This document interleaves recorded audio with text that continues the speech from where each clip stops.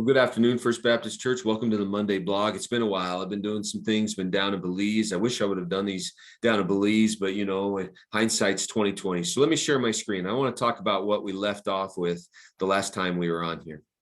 We saw this guy, Abraham, right? Our father was justified by the works when he offered up his son Isaac on the altar.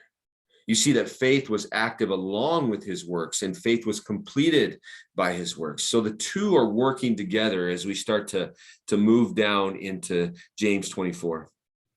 And it says this: you see that a person is justified by works and not by faith alone, right? Well, this seems to contradict with Romans 3:28 when we see Paul's writing here, for we hold that one is justified by faith apart from works of the law. So how do we make this work? How does this work in the scripture where it's not contradictory? Because we know that the Bible's not contradictory. Well, first of all, we have to see this works of the law. He's talking about the Mosaic law, the laws of Moses, which were after Abraham. He just used Abraham to describe this guy that had faith and works. The faith was first, something in his life. He had a faith in God that drove works in his life. And you knew that his faith was real because of the works that came from it. He loved God, or we love Jesus. And because we love Jesus, there's works that come from it.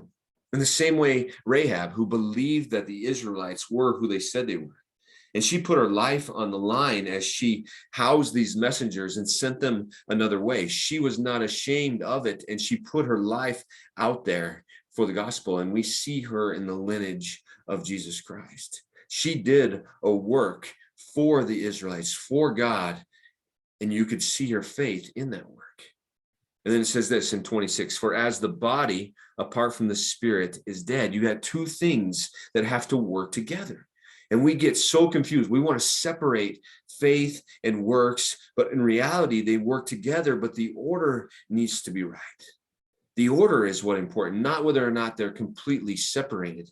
And it says this, so also faith apart from works is dead. I mean, there's nobody that would disagree with that, right? How do I say I have faith, but it doesn't do some transformation in my life? How am I still doing the things of the world when I say that I love Jesus Christ and surrender to him?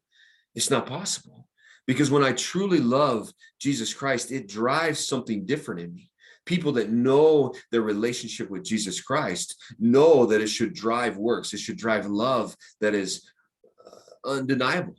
And the works that James is talking about here are actual works that come from Jesus Christ. This love we see with the royal law that he talked about earlier in James 2. These other laws, this law of freedom, the gospel drives works in our lives. So it's a good litmus test in our life. If they don't see any work, if we don't see any fruit, then maybe we need to evaluate whether or not we've really surrendered our life to Jesus Christ. Now, if we see some fruit and we see some works and there's a passion in us, only we actually know our heart. We know if our heart is a heart that's in love with Jesus Christ. And in saying this, I want us to always remember too that the line is the cross. Right? The cross is that point in everything. Faith comes through the cross. The works that we do come from our desire to let the cross be known to other people.